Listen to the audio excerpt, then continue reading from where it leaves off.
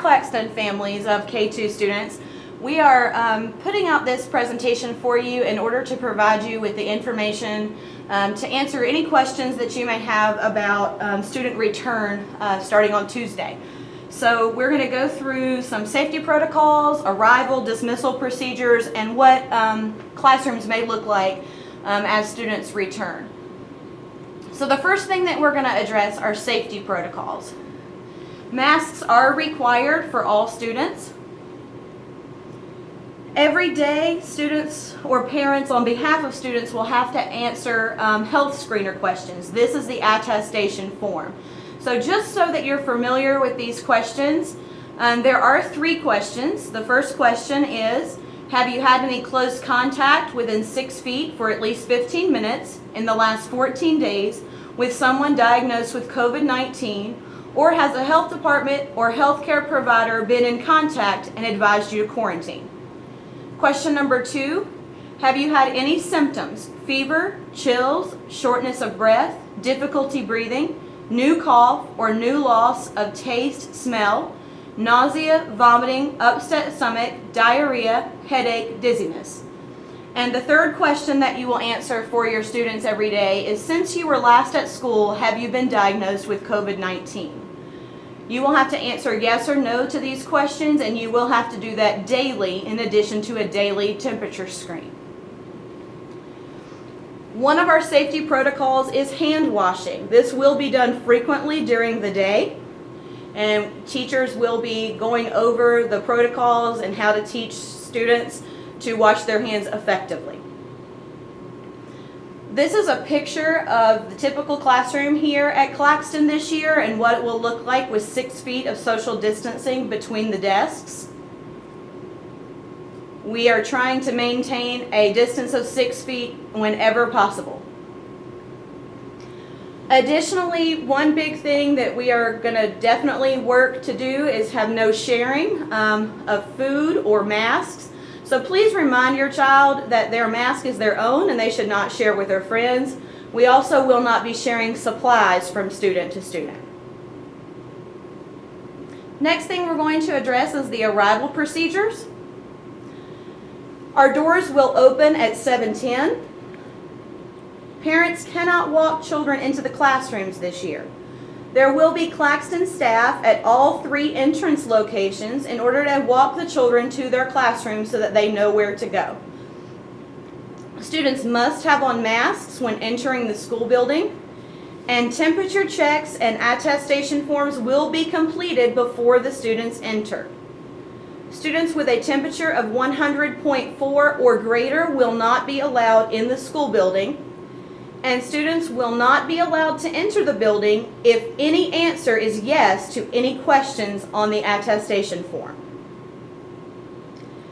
We'll address each way that students may arrive at school. The first way is car riders. So for our car riders, temperature checks and attestation forms will be completed in the cars before the students get out. We will have staff members there. They will be asking the questions and taking your child's temperature. This does have to be done every single day, and car rider students will enter through our front entrance. For our bus riders, the temperature checks will be taken by the K1 playground, and attestation forms will be filled out by the parents before the students get on the bus. For our walkers, temperature checks and attestation forms will be completed outside the blue door across from the church parking lot. So if you're a walker, the parents will park in the church parking lot and walk their child over to the building to get temperature checked and fill out the attestation form. What should your child bring to school? A book bag, no book bags on wheels please, with supplies. So if you could already have pencils, crayons, that sort of thing, unpacked out of the packaging and into the pencil box, that would be great since students will not be sharing supplies this year. If your child is not getting food from the cafeteria, they would need to bring a lunch box with their food in it. And just so you know, through December, we do have free lunch from the cafeteria for every Claxton student. The last thing that your child should bring is a water bottle.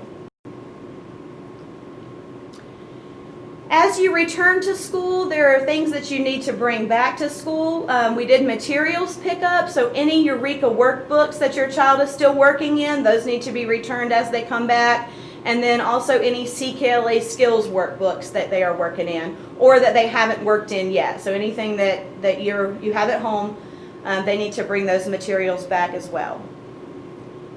We will have masks breaks and recess throughout the day. So students will have a chance to have a mask break outside in designated areas. They will be socially distanced during those mask breaks. So that will happen throughout the day.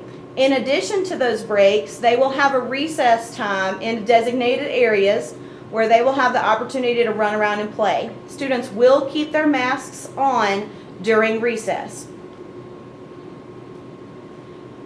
Bathroom and water. So for kindergarten and first grade classrooms, with the exception of Mrs. Ellis, there are restrooms, in their classroom.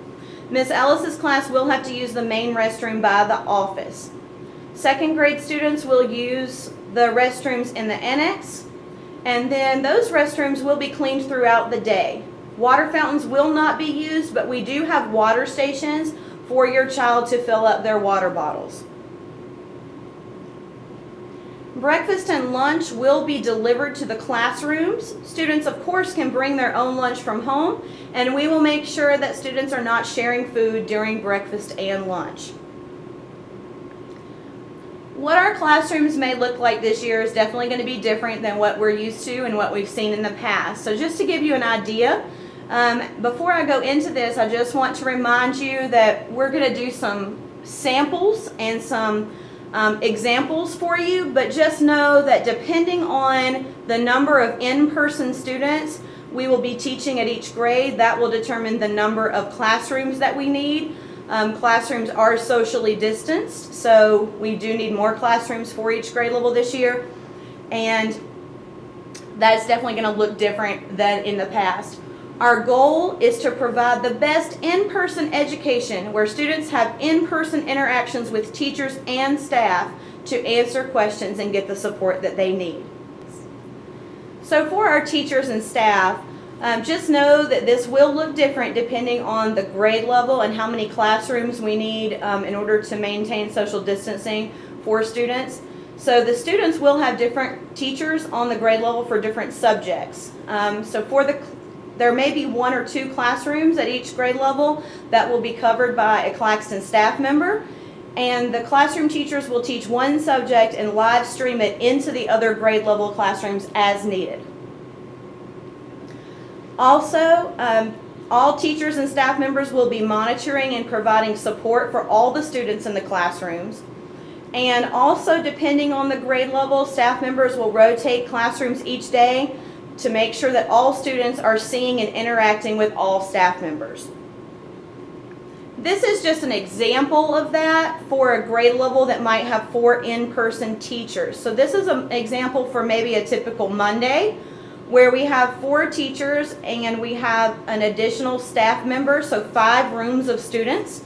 So teacher A from the first room would teach Eureka, which is math, and then provide support for the students in that room for all the other subjects.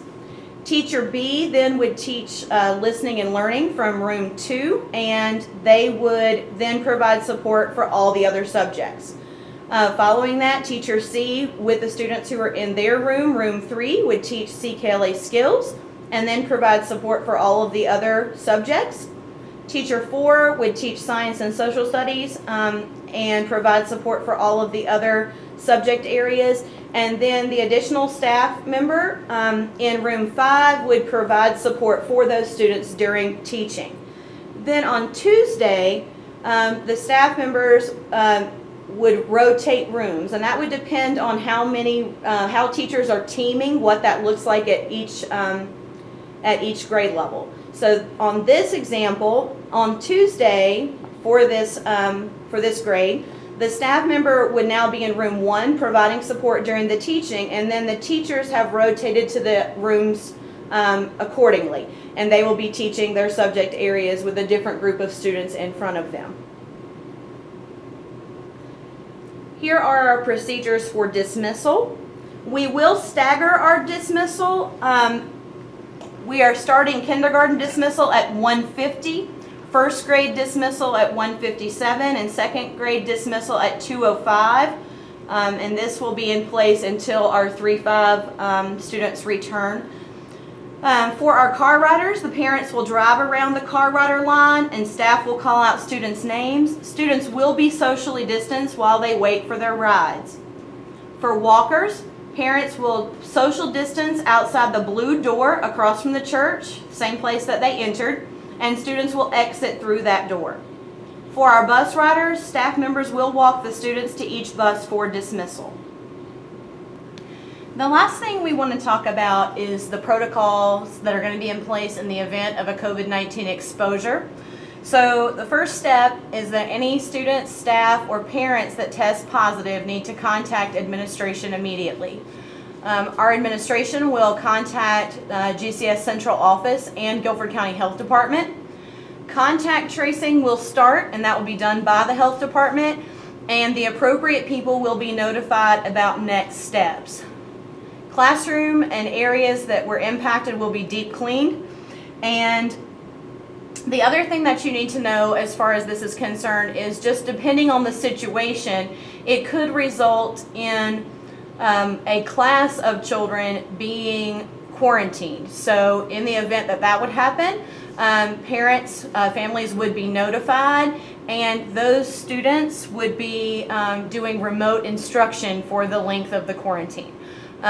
That would be determined by the health department and then communicated to you as quickly as possible. So this concludes the presentation about our protocols that are in place to ensure the safety of your students, your children, and our staff. And we are really excited to have our stars return to campus.